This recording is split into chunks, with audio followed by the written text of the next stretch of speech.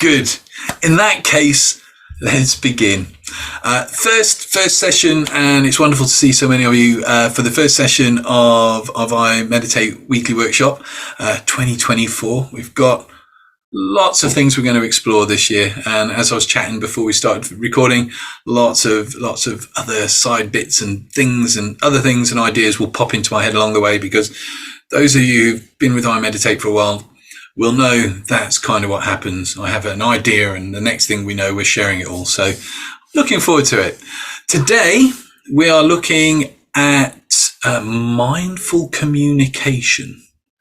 I can't remember, it was so far back now when I put this list of topics that we were going to cover together, but mindful communication, how it can benefit us, and a few things that we can do, what it is, and how we can use it and how it benefits us. So mindful communication is a way of getting the most out of and also giving the most when we're in communication and interacting with people. Stephen Covey, who's an author and talks a lot about communication and mindful communication. I've got a couple of quotes from him here. Most people do not listen with the intent to understand. They listen with the intent to reply. And actually, when we think about our conversations, very often we're already preempting what we're going to say based on what we think the person is talking about, which actually takes us out of that communication, takes us out of that connection. He goes on, he says, in empathic listening, you listen with your ears, but you also, and more importantly, listen with your eyes, with your heart. You listen for feeling, for meaning. You listen for behavior. You observe. It's one thing he doesn't say here, but he's kind of saying, but you observe, you watch, you note, you use your right brain as well as your left. You sense, you intuit, you feel, and you open yourself up to that interaction, that communication to be influenced. So what initially are the benefits of mindful communication? And there's quite a few here, and it benefits us in our everyday life, but it also benefits us in the workplace as well. So I thought I'd cover both of these. There's studies and evidence that, as for individuals, it reduces rumination, decreases stress levels, increases our memory capacity. When we're more present, when we're more mindful in our conversations and our connections, we in general tend to remember and recall more of what's been said and what's been shared. It improves our focus. Mindfulness in conversation and communication is not really any different to being mindful in meditation or mindful in any other practice. It brings us into that moment. It focuses us in now and what's happening. It decreases emotional reactivity. So rather than somebody saying something and us either misconstruing it or taking it the wrong way and maybe getting a bit uppity or a bit angry or a bit cross about it, because we're communicating mindfully rather than that emotional reaction, which sometimes can be part of the reason conversations can be exhausting, we become the observer of the moment. So we're stepping out of the emotional space that we occupy, and we begin to watch and observe, not detached. It's not that you don't feel the emotions that come up through the conversation, but by stepping out and just being mindful and in the moment, you're able to see that emotion, to acknowledge that aspects of this conversation are winding me up or getting me angry or upsetting me. But rather than acting on impulse, you're able to still stay with the conversation, still make better choices in how you respond in that situation. Which, if you're dealing like I had to do yesterday with our local doctor surgery, is quite a useful thing. They were trying to charge us £20 for a letter that the NHS said wouldn't cost anything. And I'm like, why are you doing this? And it was quite a frustrating conversation. And when we're communicating mindfully, being more in the present with our communications, it's easier, even though it's frustrating, to still work within the context of what we're being presented with to end up with the results we want. Increases our cognitive flexibility. If you're communicating more mindfully, if you're communicating more from the moment, there used to be, I'm trying to think what it's called. There used to be an improvisational comedy show. I can't think what it's called. Never mind. I used to watch it a lot. And in that, you're presented with things and you have to react and create from that moment, from what's been presented, which actually is keeps the mind flexible. You're having to deal with what's being presented now rather than rehearsing what you're going to say to somebody or preempting it and planning what you're going to say whilst in the conversation. Because if you're preempting someone in a conversation, you're not listening and being mindful in your communications. When we communicate more mindfully on a personal level, it also improves and deepens our relationships. We get more from our relationships, especially if both people are working in that relationship to communicate more mindfully. In the workplace, again, it increases focus. It can help enhance creativity. It improves our work relationships. If you've ever done any sort of counseling training, some of the ideas behind mindful communication will be quite familiar. I remember when I did my counseling training, you can't help but bring some of that into your everyday. And I remember being in jobs and chatting to like my boss and people, and suddenly the interactions became richer, and also the attitude of people like my boss or different people from different departments shifted and changes. Suddenly people want to communicate with you. People want to talk to you. If there's something that they want to discuss, they'll come to you because there's something in the way you're listening and communicating with them that values them more, that because you're giving them their attention, you're being focused and in the moment with that person. It makes for more effective communication. It invites more expression into the everyday moment. I'm kind of going through the workplace ones a bit quicker because we're predominantly about personal development stuff here. It improves, I've just hit on this really, improves your engagement. Also, I was talking about kind of from my perspective when I was talking to my boss and people in higher stations above me.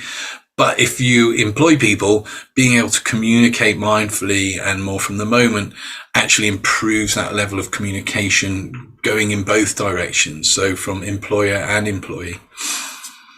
Again, it reduces stress and anxiety. If you communicate effectively, if you communicate mindfully, and if you're hearing the communications of the people you're working with, once we feel heard, once we feel, we're not banging against our heads against a wall to explain things, it reduces the stress and anxiety. It promotes wellness. If everybody's communicating well and mindfully in an office, it's reducing the stress, it's improving the creativity, it's a more nurturing and supportive environment. And it also helps with better decision making, because if you're listening mindfully in your communications, because obviously it's not just about speaking, then you're going to get the bigger picture. You're going to see the bigger picture of what's going on. So we're going to look first of all at speaking. These are just tips and hints, and this, obviously the video will be up in the members area, but I'll make the PDF of these available as well. So you've got the bullet points to refresh you from as well. So when we come to our speaking, when we want to communicate more mindfully through our speech, there are a few things that we can do that really make a difference. First of all, embracing simplicity. Now, I have a friend of mine who I've always called the mad professor, mainly because he's pretty well is a mad professor. He's a professor and he's quite balmy. And I always remember once he's an amazing character, and he runs an international global institute for peace studies. He was involved in the peace talks when the whole Gorbachev coup kicked off back in the distant past. And I met him through doing talks and workshops. And I remember I used to love sitting with him around campfires until the early hours, talking deep and meaningful stuff. But it always impressed me because he would always pitch what he was talking about, what he wanted to communicate, to the level of his audience. And that's not in a detrimental way, but his whole thing was, well, my message is one of peace and how we can work towards creating more peace in life. He said, I need to pitch that to the least informed or educated person in the audience. There's no use me standing here and talking high philosophy if my audience have never read philosophy and have no interest in it. So in speaking, you have to gauge who you're speaking to and then create simplicity in what you're saying so as your ideas are communicated easily and effortlessly. Secondly, we need to be precise and specific. I will put my hand up. I quite often digress and I'll go off at tangents. And although that can be part of how I communicate, if I'm wanting to put over my message, if I'm wanting to communicate mindfully with somebody else, then there's no use me talking about this, that, and the other when actually I want to be talking about the thing in the middle. So be precise and specific when you're talking about topics, when you're talking about subjects, when you're engaging with people, so as it's clear for them. If what you're saying is simple and clear, you're going to get your message over to most people. Observe yourself. And this is an interesting one. I recommend people do this in conversation. It's not often we kind of step outside ourselves and watch ourselves as we're talking, but when you do this, you can notice that are you somebody who's always trying to get your viewpoint in first? Or are you kind of somebody who's not really putting your viewpoint forward? Are you somebody who, and we all know people who like, it's like, quoting Chaz and Dave, going on and on and on and on and talk, and hardly ever take a breath. Is that you? Do you do that? If we're being aware of how you're communicating, how you're speaking to people, that mindfulness, the essence of mindfulness is more self-awareness, is being aware of who we are in the moment. So observe yourself when you are talking, not in a critical way, because, that's not what this is about, but observe yourself. Notice how you talk to people. Keep a little log of certain conversations that have struck you and make observations about how you were speaking. Were you interrupting people? Were you talking over people? Were you kind of waiting and allowing people to share their thoughts and ideas? A real key thing in speaking is shutting up, honoring the silence.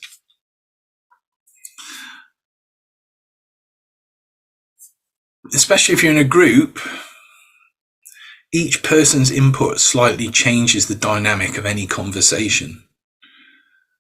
So we might start here, but if this person has an angle on this, and if this person has an angle on this, if you're not silent, if you're not listening, and if you're not comfortable with silence, then the tendency can be to speak over the top of, or to misinterpret something because you're just trying to fill the gaps.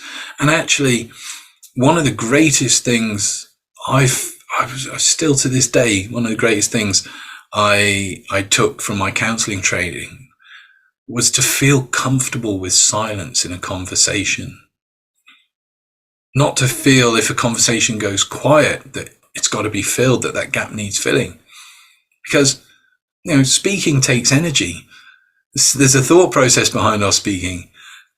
And sometimes the natural current wave dynamic of the conversation will bring us to a point where stillness is just the natural thing, where this person here is gathering their thoughts, this person here is gathering their thoughts, this person here is gathering their thoughts. And it allows you the space and time to observe where you're at, clarify where you're at, make sure that you are embracing that simplicity. Are you putting over what you want to say as simply as you can? Are you being precise? And be intentional. Know what you want from a conversation. Know what you want from that connection. Because that too will bring you more into the moment. If you're drifting on the sea in a boat, you're here, there, everywhere, wherever the wind blows you. If you're intentional, you're working at being in that place at that time, doing the thing that you're doing. So, I forgot that one was there. So that's one side of the communication, is the speaking, and then we come on to listening, being present. And when, if ever you do counselling training or you've done it, again, it's very hard, especially when you're learning the proper ways of listening and being attentive to people. It's very hard not to fall into that practice. And I remember halfway through when I did my introduction to counselling course years ago now, being afterwards, we all went up to the pub, a group of us, and we'd just been doing about active listening and engaging, and basically what this is going to be talking about now. And we all ended up like, we'd only dropped in for half an hour and a half later, we're all sat at different places in this pub with people going, yes. And these people, the moment you start listening properly, people will share stuff with you. People open up, they talk, because suddenly they're aware you're valuing them, that you're listening to them. You're not working from your agenda. You are open to what they're saying. How do we do this? Well, we be present.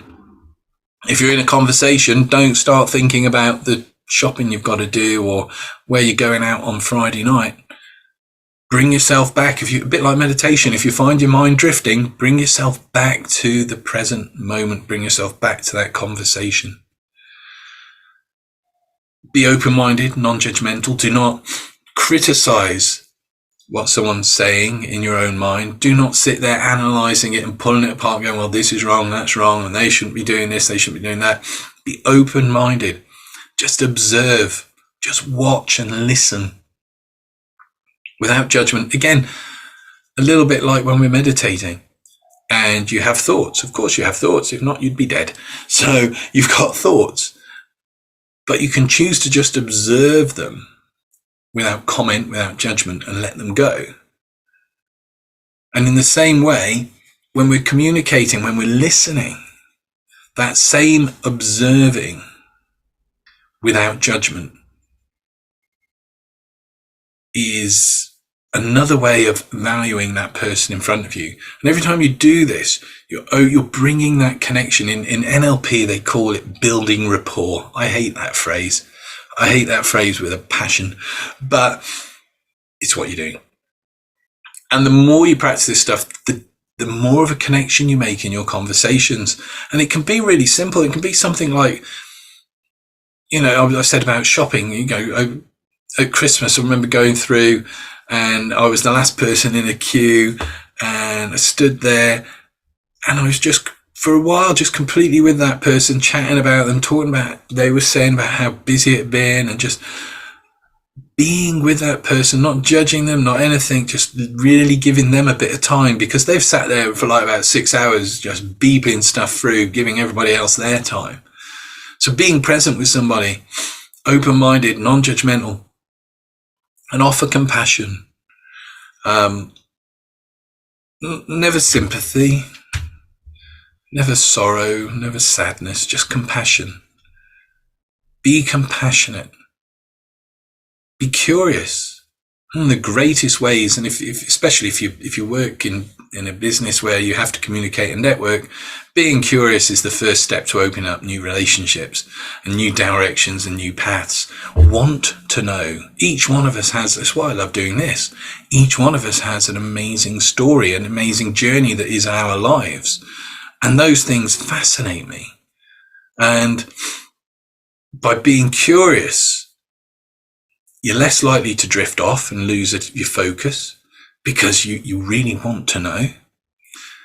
You're going to be more present because you're like, think about it. If ever you've watched a film like a mystery or whodunit kind of thing, you're curious. You want to know the answer. Who did this thing? Where is it going? What's it happening? And because of that, if you think about it, it really holds you in that space. And if you're listening to somebody else, by being curious, not only does it keep you present, but it holds that person in that space. Extending grace and providing space for full expression. That comes down to silence. Not feeling that you've got to give answers. Not feeling like you've got to solve people's problems. But just allowing that person, for the time you're engaging with them, to be who they are. To listen openly, to engage with them, not to let your mind drift off, just be there. Be empathic, be compassionate, and be with that person. And the way we can create that space, and the way we can be more mindful of how we're communicating with people, is this just very simple little thing. If we're in a conversation, we're about to say something, just pause. I will say there is a it's not a downside, but when you get into mindful communication more, it can feel really good to suddenly not feel the pressure to have to be problem solving, to have to be doing this, that, and the other, and to just actually listen and be silent and talk occasionally and not have to do anything other than comment or say something if it's really relevant and really what you want to say. It frees you up. It frees up a lot of energy and a lot of mental space. But the danger is that it goes too far, and you find yourself. I went through a phase of this when I was doing my counselling diploma, that I was so comfortable with just listening and not even feeling that I had to input, that suddenly you stop communicating altogether. You're just literally this sponge that's listening, and you just, so, always make sure that you get the balance. But the first thing to do, if you're in a conversation, if someone says something, rather than just blurting out the first thing that pops into your head, or acting from an emotional point, pause. Take a breath. Interestingly enough, and this is me talking about digressing and not staying on point. I've just been reading a book by, I've moved him. He's over there now, Richard Bandler, and he's talking about people with stutters and how he'd observed that a lot of the time it's because they're not breathing properly. And what he taught them is quite similar to what this is. And he had a great success with helping people who stuttered go from stuttering to, in quite a short period of time, not stuttering. And so you're in a conversation, rather than acting emotionally, rather than acting or just saying stuff because there's a space to fill. Pause. Just wait. And then just think.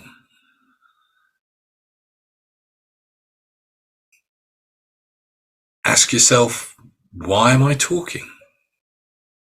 Is it necessary for me to talk right now, or am I just filling a space? Am I replying because I'm trying to solve a problem? Am I trying to rescue this person? And ask yourself, is what I'm saying true? In Buddhism, there's a focus on correct speech. Is what I'm saying true? Or am I just taking something to try and twist the conversation to my point of view? Is what I'm saying helpful? Is my contribution to this interaction lifting the interaction? Is it making the other person feel better, brighter? Is it helping find a solution? Is it helping to find the answer to a problem? Is what I'm saying informative? Is what I'm saying necessary? I mean, we all know those conversations where people just start talking about anything and everything, from pet hate football. Find it very easy to be silent when people talk about football. But is that necessary? Or is it just filling a space because we feel uncomfortable with that quiet? Sometimes the greatest gift we can give somebody is that moment of silence and quiet where we just give them our attention. Don't sit there staring at them like, because they'll think you've gone mad.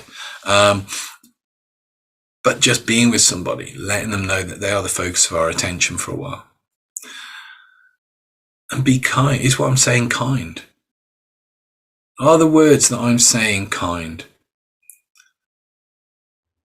The other thing you could look at, is this just gossip? That comes into the necessary bit. Gossip's never helpful. It's very rarely kind. So when you're looking at being more mindful with conversation, these are just a few questions you can ask yourself. And you might be able to do it in the moment, or it might be afterwards. You use maybe something like this as a way of reflecting on a conversation. Why was I talking? Was it necessary that I said this, that, and the other? Was it informative? Was it helpful? Was it kind? Was it true? Or was I speaking just to fill the gap because I felt uncomfortable? Was I just trying to change the subject, but this person maybe really wanted to talk to me about this?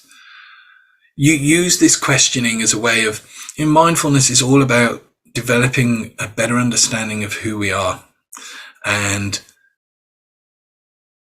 how we experience. And we can't know that fully unless we're looking at all aspects of our lives. So using this simple questioning to look at how we communicate, how we talk to people, will help us grow in our awareness and our mind, and we'll be more mindful of how we're communicating. And that in turn will improve our communication. So we've done listening, we've done speaking, and then there's responding, the bounce back. Nothing lets somebody know that they've been heard more than just restating and clarifying what has been said. Again, referring to NLP, because it's one of the things I trained in, sometimes they talk about parroting. Don't ever parrot. You see people do it, and it's blatantly obvious they went on a course, but they should have paid a little bit more money for the other course. Parroting is when somebody will say something like, well, Rob, I'm just really struggling at the moment. So I know that you're really struggling at the moment. You get away with it for a sentence here or there. But if you try and parrot every single thing that is said to you, one, it's ineffective. Two, people start looking at you as if you can't, you've got some sort of social thing going on that means you're not so great at interacting. So with restate and clarify, it's good to just put things, just maybe rephrase them a little bit. Drop in a metaphor or something. So at the moment it sounds like you're really trying to push your way up a hill. It's another way of saying I'm struggling, but it sounds less kind of weird than just repeating and copying everything somebody says. And if you do it well, if you do that successfully, that restating and clarifying, it's a way of saying I'm here with you. It keeps your attention with the person, and it also lets them know that you are valuing them. These things enrich our connections and our communications. Again, this is refrain from unsolicited advice giving. One of the best thing I was ever gifted from my counselling training was never give advice. 9 times out of 10, people come to you. They don't want you to go, oh yeah, well, you know what you want to do, because every other person on the planet has said that. And if that person's feeling bad about themselves, you saying, oh, well, you know what you want to do, just clarifies they're not clever or good enough to do it for themselves. They need you to tell them. That's not what we want to do. That's not mindfulness. That's control. That's problem solving. We don't need to do that. In responding, refrain from giving advice. Don't try and problem solve. Just listen. Let that person know that you have heard them. How do you do that? By restating, by clarifying. You know, if you don't quite understand it, and for anyone that's ever worked with me on a one-to-one level, I more often than not will say as we're chatting, by the way, if I say something and I've completely missed the mark or the point, just tell me to shut up. Tell me to shut up. Go, Rob, that's not what I'm talking about, because I want to know what you're saying. You know, we can never know what it's like to be 100% another person because we're different people, but we can try and build as an accurate an image and portrayal in our minds of where that person's at in life. And that isn't, it's not always like doom and gloom stuff. That could be jolly things as well. There is nothing better than you can do for somebody than really listening to them when they're in a good place and feeding back to them how good they're feeling, because all that does is ramp that good feeling up. So again, mindfulness empowers our conversations. It makes our conversations tools for helping, for bettering, but without having to give advice. So there's a few examples there. So you feel, it sounds like, so you're wondering if you feel it's like, and again, you know, don't repeat, don't paraphrase, don't parrot, sum up, use a metaphor. You know, let's go, rather than struggling, let's look at it another way. Do you know what? 2024, I just have got this sense that I can really make some good things happen this year. Oh, it sounds almost like you're a flower opening up at the beginning of a sunny day. I mean, albeit it's a bit of a kind of fluffy description there, but it says, I've heard what you're saying. And it's like this. If that person then looks at you and goes, well, what are you on? Then you go, oh, not quite right. Okay, explain it again. But it's all about getting the most out of our communications. And our communication is, and if you ever kind of take an interest in hypnosis, there's the traditional kind of, as I've got one here, there's the idea of the swinging pocket watch thing, and the kind of people in trance. But the real art of hypnosis is in language and communication. And if you combine that use of language with mindful communication, with listening, with the correct responding, your conversations and your interactions with people will be more rewarding for everyone. You know, if you're dealing like I had to yesterday with trying to get something sorted out, if you're communicating mindfully, by the end of that conversation, you will have got where you want to get in the conversation. But that other person will also feel good because they'll feel that they've helped you get to where you want to get in that conversation also.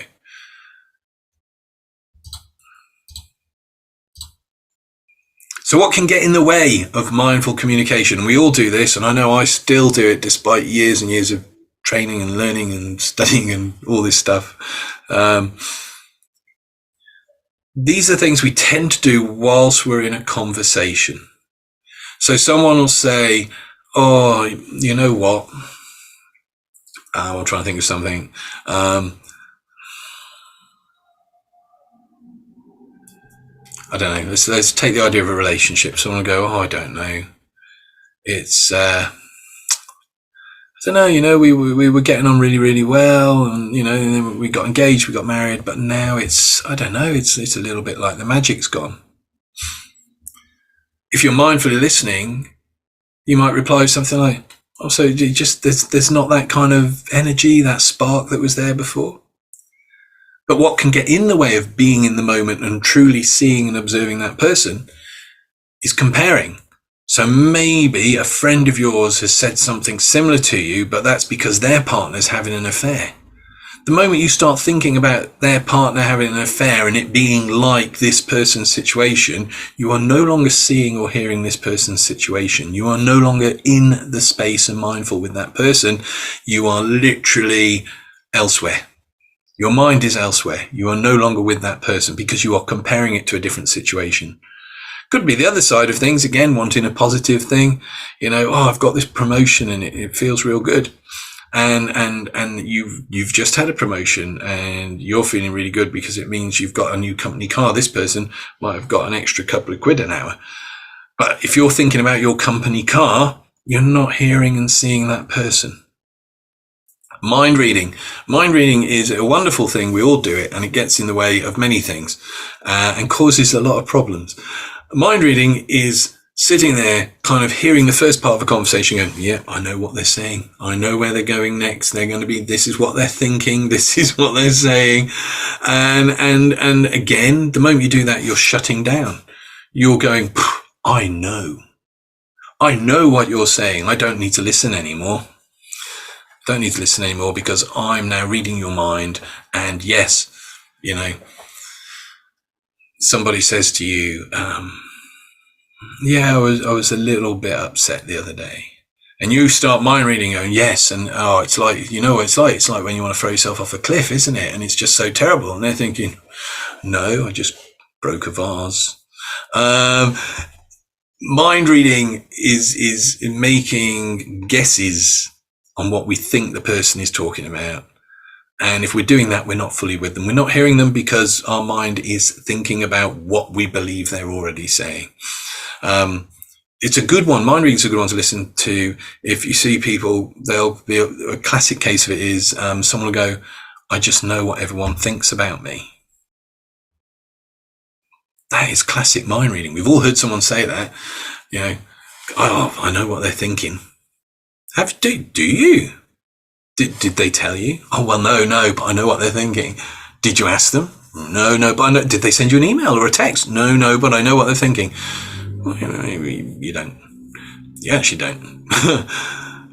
But that's mind reading, and it can get in the way of effective communication.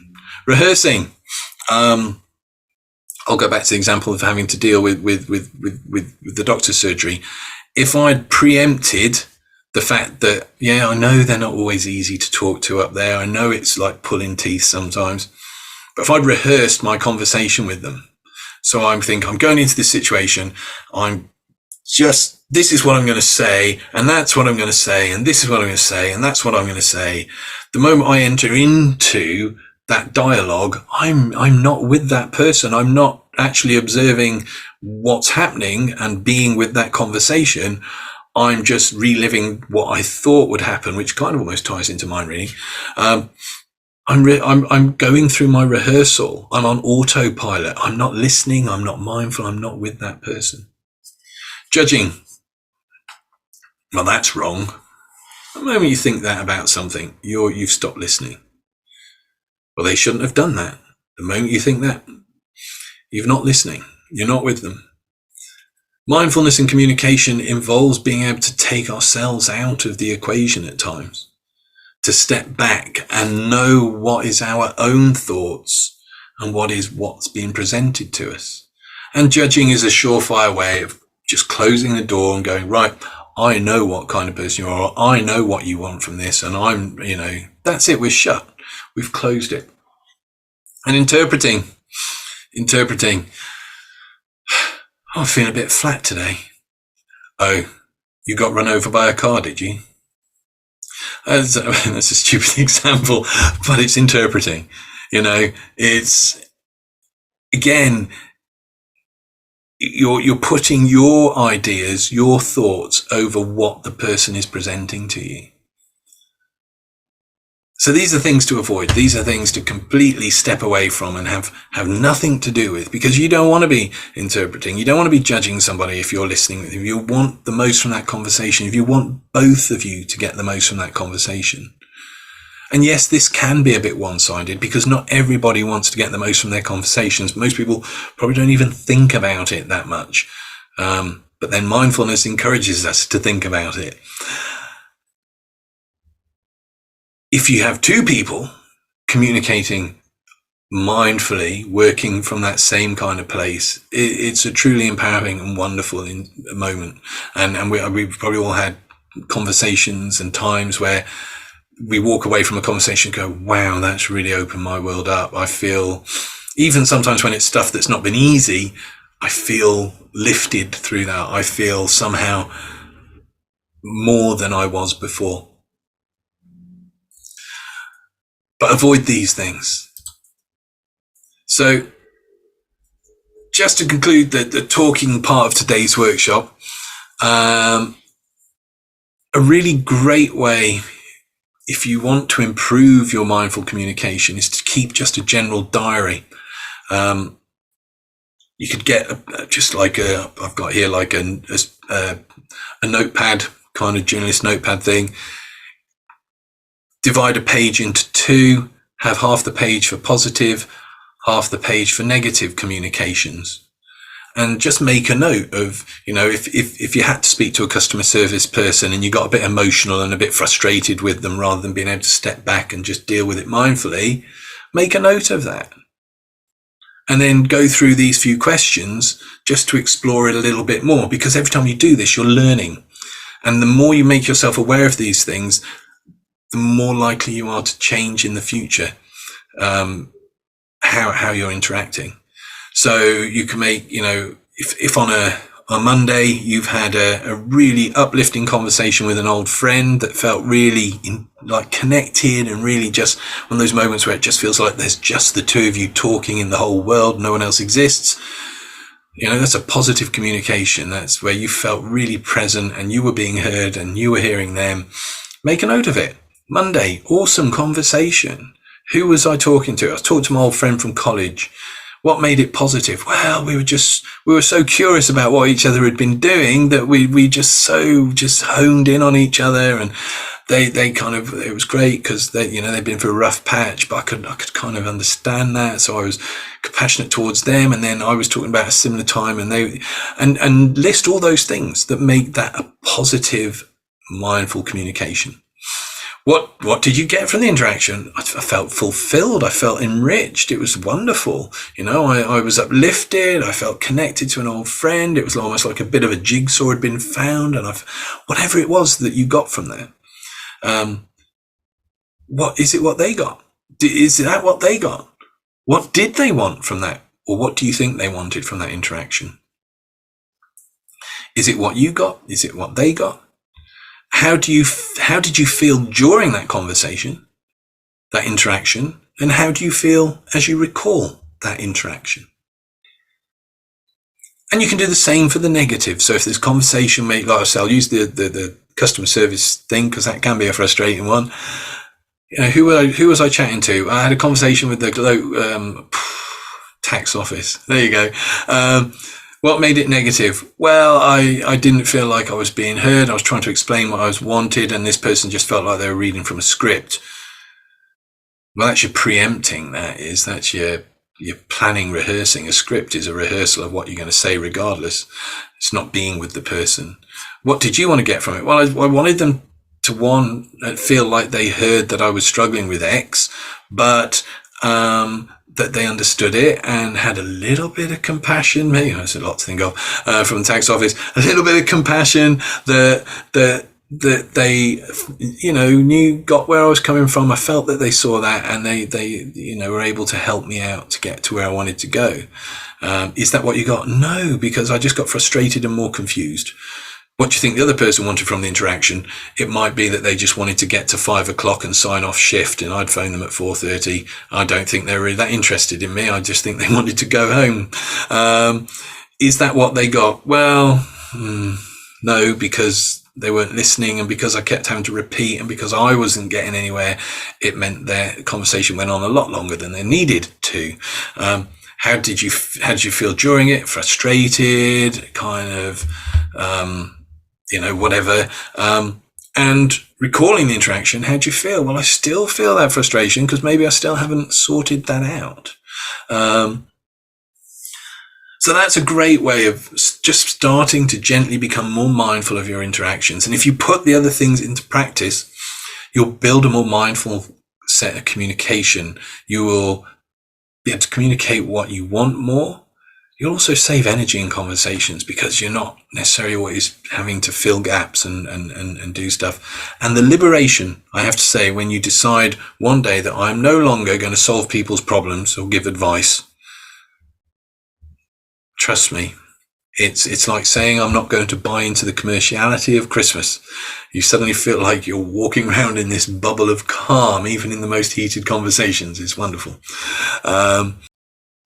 So that's the kind of learny talky bit today, and I hope that's been enjoyable. And what I'm going to do, because it's the beginning of the year, we're going to do a loving kindness meditation with a few tweaks as well to help focus us in on the year ahead.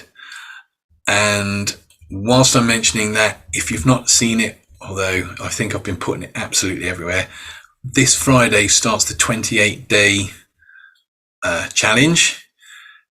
The challenge is just the commitment that you make to do it every day. There's not actually anything really difficult or challenging in the thing. Each week carries a theme through it for the week, and each day has a short seed thought, few ideas to think about.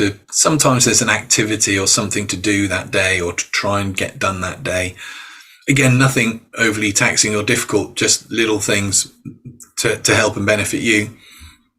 And at the end of that, there is a meditation part. I think if it's 10 to 15 minutes, I think the first set of videos tops. So it's not a big chunk of your day, but it's just a thing to get you focusing on. And we're looking at the beginning of February, you have the old Candlemas Imbolc festival, which is, if you think about it, snowdrops are appearing. It's the time of new growth, stirrings, although on the way to Pickford up today, there was already some snowdrops out, which is ludicrously early. And so the idea is it's preparing us for that time where the energy of the world is kind of waking up really, and we've got the new life, and you start seeing all the bulbs coming up, and we're heading towards daffodil seasons and all the wonderful things that come with spring. And the idea is that through the 4 weeks, the 28 days, we're focusing on working with our energetic selves to get that flowing, to clear out some blocks, to let go of stuff. And then we're also looking at ideas and thoughts around those ideas for the week. The posts are scheduled in to go in at 5 past midnight every day. So it should be there for when you wake up, or if you're having a late one, it'll be there before you go to bed. But I'm going to post them. They're going to go on the YouTube channel, and they're also going to go in the members area once it's complete as well. So it's something you could use, and run with it as it's happening now. But if you're working towards a new project later on in the year, you could start building up towards it 28 days before by following these short meditations and ideas to help you just get you into the mindset and energetically focused on allowing the best possibilities of the year to come and awaken. That's the plan. A bit different to what I've done in the past, but hopefully everyone will like it. I'm excited. Pre-recorded, so I'm not stopping up till 12:05 every night to do. So let's finish today's session with some nice meditation. And just to reiterate, with meditation, I had someone message me earlier on today saying that they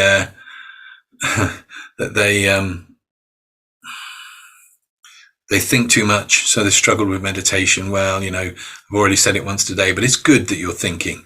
The only time we don't think as human beings really is when we die. So that's not what we're after. We're after being able to, a bit like in a conversation, if you're really engrossed in the conversation, you become unaware of what's going on around you. It's not that it's stopped, you're just unaware of it. And that's what we're after with meditation, is that kind of focus where we're just so focused on what we're doing that whatever's going on around here Doesn't bother us.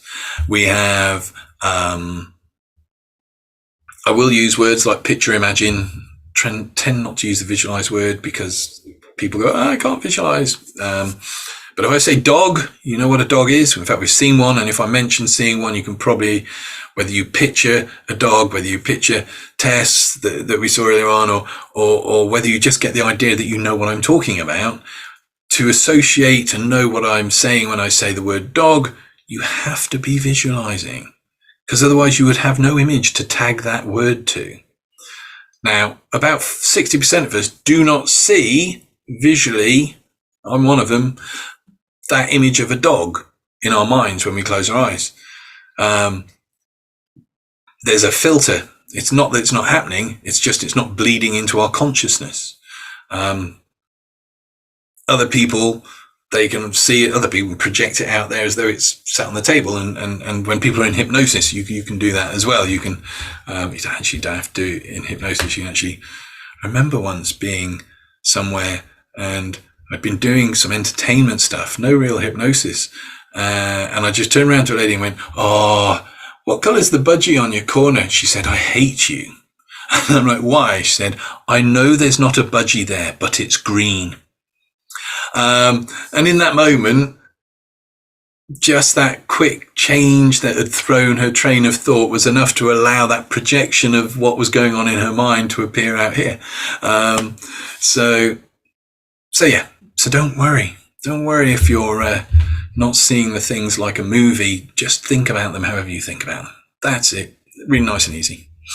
So let's have a stretch. Let's have a fidget. Get comfortable. And we'll begin. And we're going to begin by taking 3 deep breaths together. Now, I don't want you to close your eyes and relax on the first breath. Don't want you to close your eyes and relax on the second breath. But on the third breath, just in the time that you want to take to relax and go into meditation today, as you breathe out, just allow your eyes to gently close. So breathing in, hold it a moment, and then just release. Breathing in, hold it a moment, and just release. Breathing in, hold it, just release, and just gently allow your eyes to close, just in the time that you want to take to relax and let go, to leave the day behind you and just become present now in this moment. Just returning to your natural breath. And tell yourself, I'm going to relax. I'm going to meditate.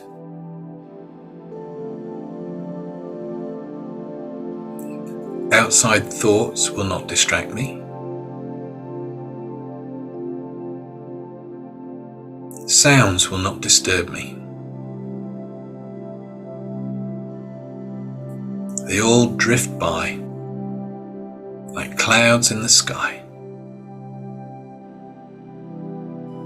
and allow me to relax.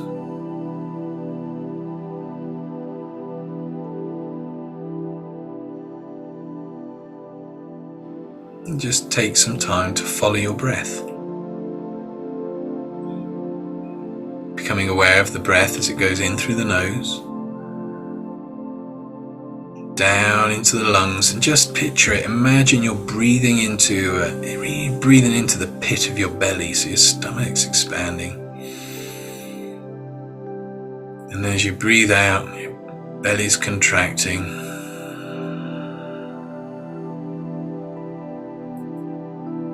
And although as we're breathing in again, really breathing into our stomachs, by imagining it and picturing that, it helps us take a deeper, more fuller breath.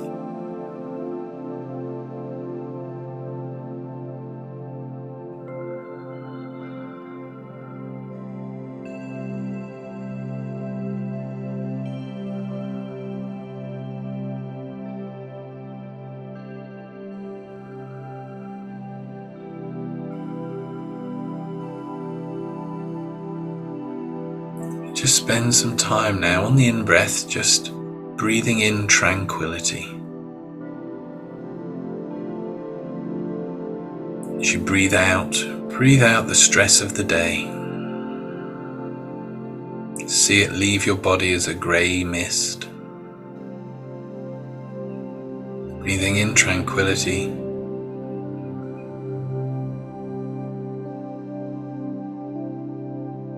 Breathing out the stress of the day like a grey mist.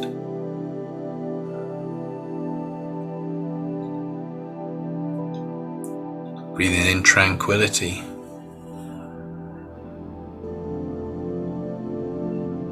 And out the stress of the day.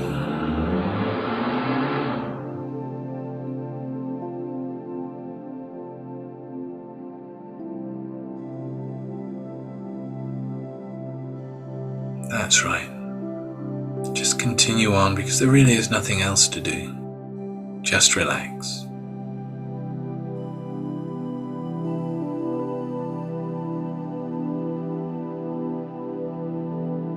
With every breath, the more you relax, the better you feel.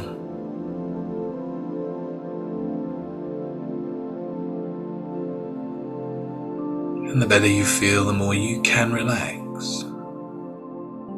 Now in this moment.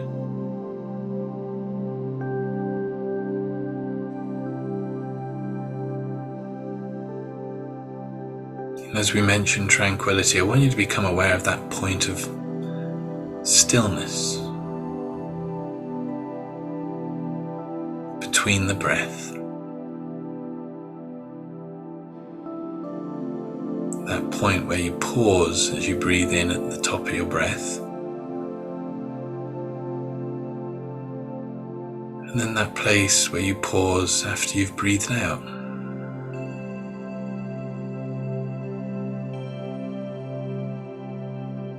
With each out and in each breath,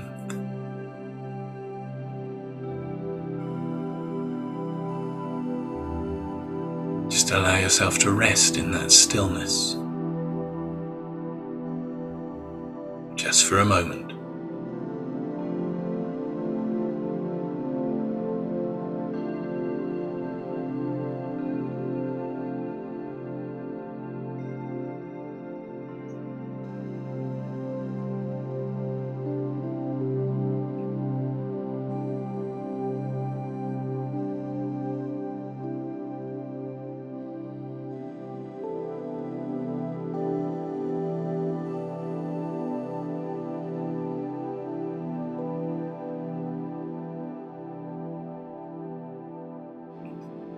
As you continue breathing, listening to my voice,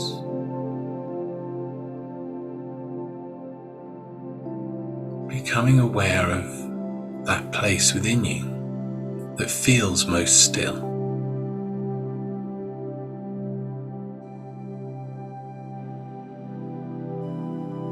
Wherever that is for you now.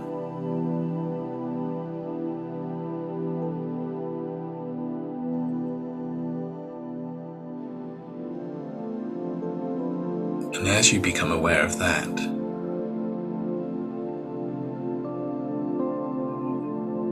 allow it to spin and flow within you.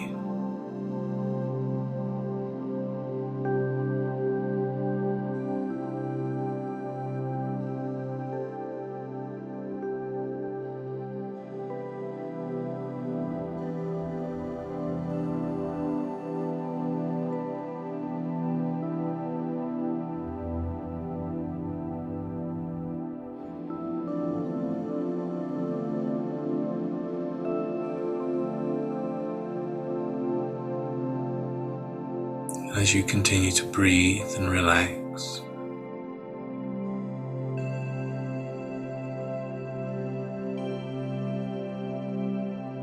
I want you to imagine, to picture, pretend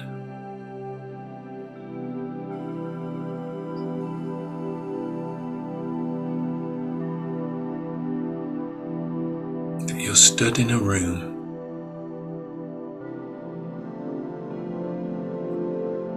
Now, I don't know what that room looks like for you. A room of warmth and comfort. A relaxed, easy sense to the place. When nothing we do now is difficult. And you can relax even more.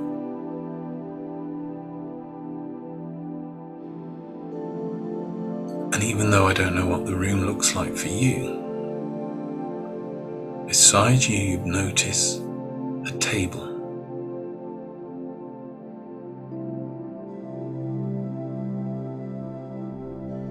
And on that table are a number of candles.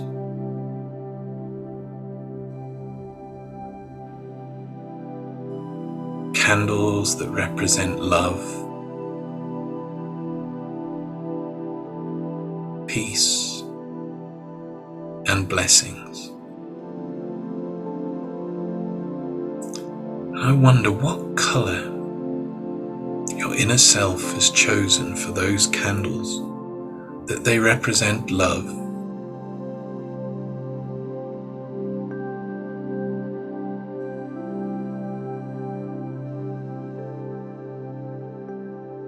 blessings, and peace.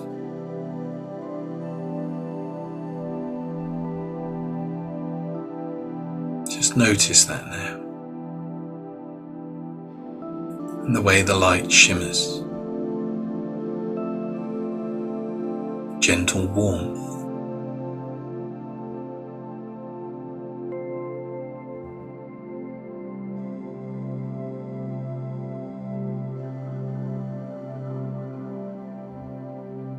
As you stand beside those candles of love, peace, and blessings, someone you know, someone you care about, steps into that room with you.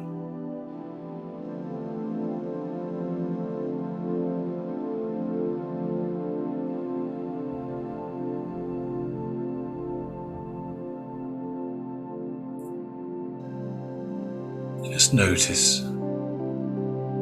be there, see what you see, hear what you hear, being aware of that person with you.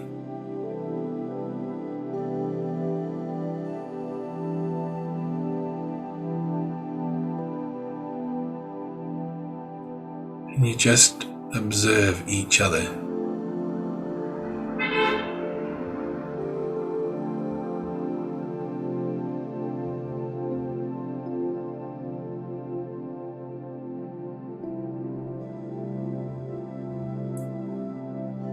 Reaching to the table beside you,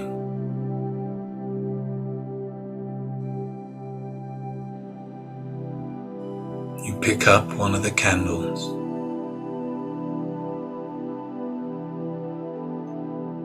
and present it silently to them, because no words are needed to convey a gift of love, peace, and blessings.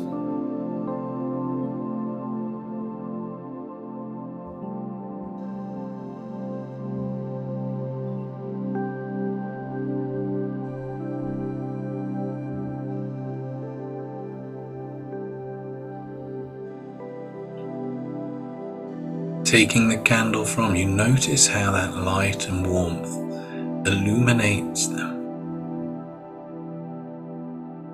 bringing that love, peace, and blessing into their life.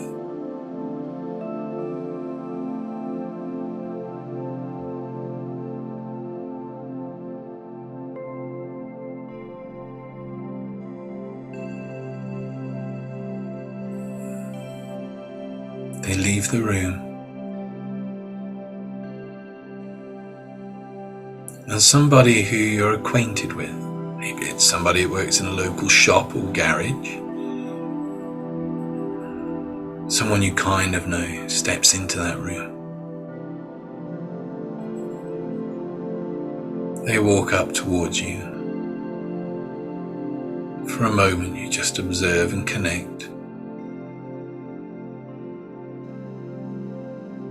See what you see, hear what you hear. Aware of them in that space with you.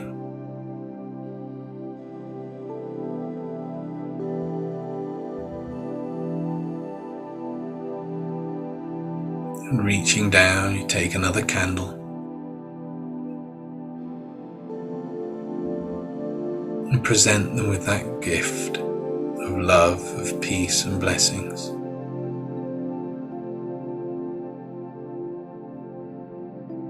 And you notice now how that light and that warmth from that candle illuminates and radiates all around them as they receive that gift of love, peace and blessing.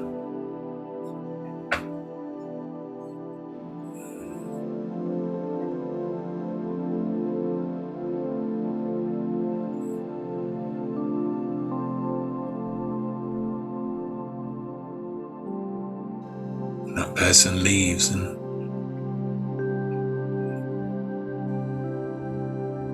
as they go out, a stranger comes in. Not someone you know, but somebody who represents all strangers.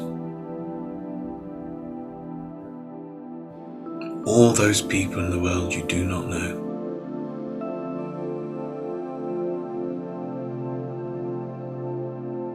They stand before you. You observe and connect.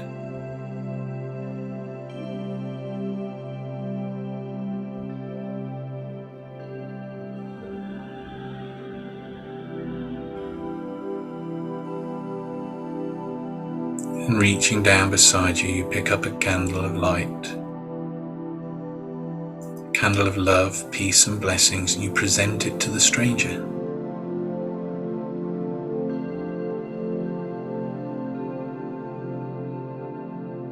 And they accept that gift. But strangely, when we give out love and peace and blessings, a stranger becomes a friend. And you watch as that new friend carries that light out into the world for all strangers.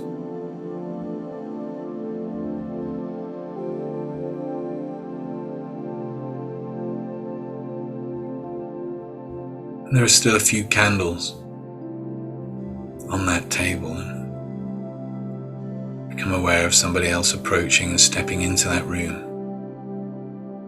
And this time it's somebody who maybe has upset you or crossed you. Somebody who maybe in the past you found it difficult to forgive back then. They stand still and you observe them and they observe you connecting.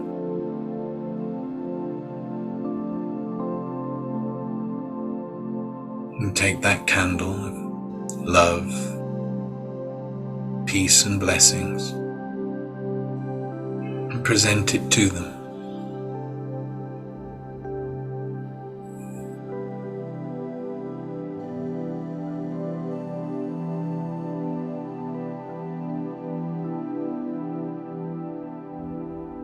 Watch how that light illuminates them, the warmth warming them.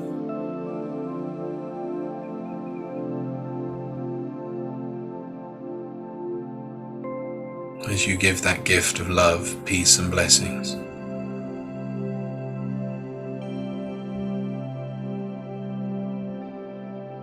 And that person leaves the room.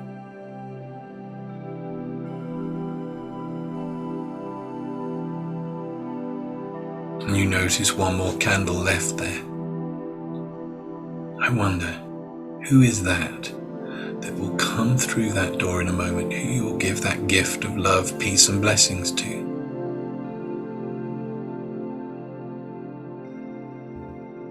As they step through the door and out of the shadows, you realize it is you.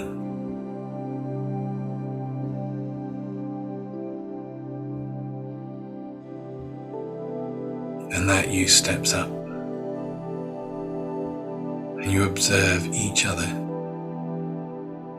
And connect. See the things you see, hear the things you hear.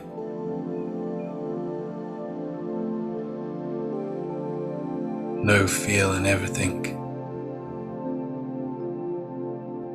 Understand all you need to give love, peace, and blessings to you is there within you. It always has been.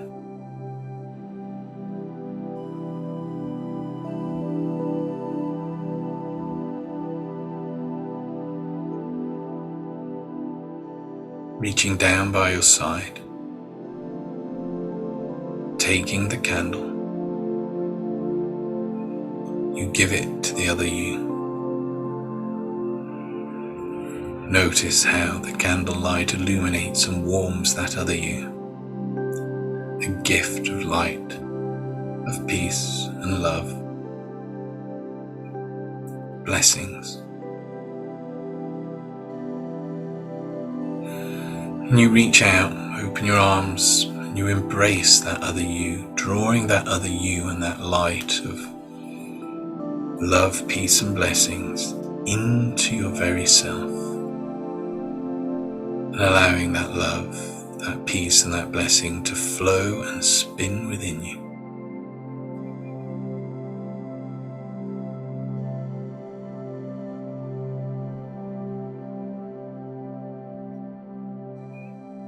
And as it spins, that light grows and starts radiating out with every breath, out into the room around you, out into the world around you. As you begin to become aware of that light, that love, that peace, and that blessing radiating out to all existences, all around the world.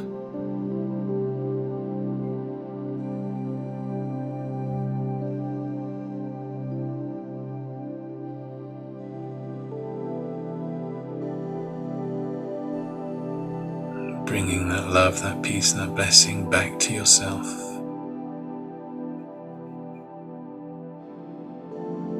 Bringing it within.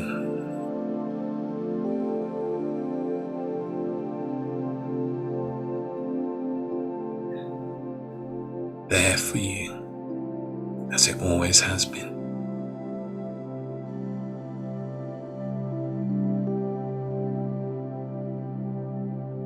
You can carry that light, that love, that peace, and that blessing out into the world with you in the days, the weeks, and the months to come of this new year.